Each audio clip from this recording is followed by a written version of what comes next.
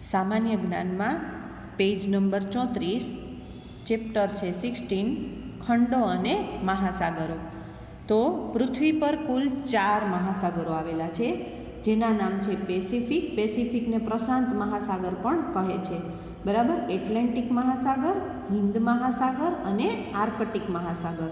હવે પેસિફિક છે એ સૌથી મોટો મહાસાગર છે અને સૌથી ઊંડો પણ છે, જ્યારે આર્કટિક છે, આર્કટિક મહાસાગર, તે સૌથી નાનો મહાસાગર છે.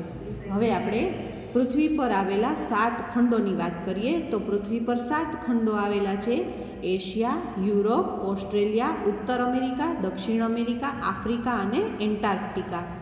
આ એશિયા ખંડ છે એ સૌથી મોટો ખંડ છે અને ભારત પણ એશિયામાં જ આવેલું છે, બરાબર ને. અને ઓસ્ટ્રેલિયા છે તે સૌથી નાનો ખંડ છે. આપણો દેશ ભારત એશિયા ખંડમાં આવેલો છે. આટલી માહિતી આપણે જાણીએ. હવે આપણે સ્વાધ્યાય લઈશું.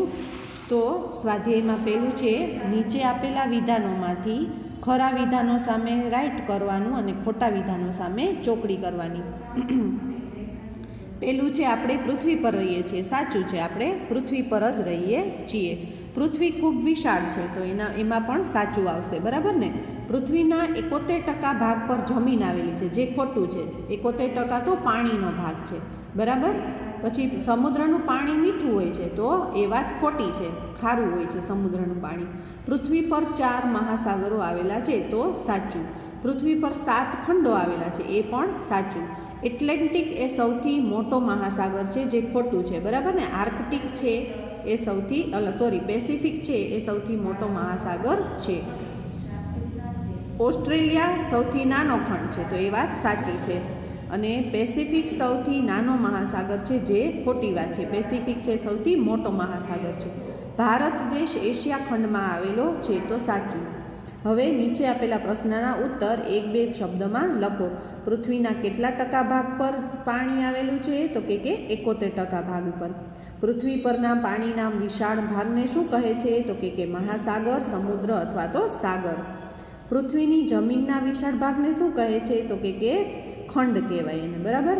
સૌથી ઊંડો મહાસાગર કયો છે? તો કે પેસિફિક. સૌથી મોટો ખંડ કયો છે? તો કે એશિયા.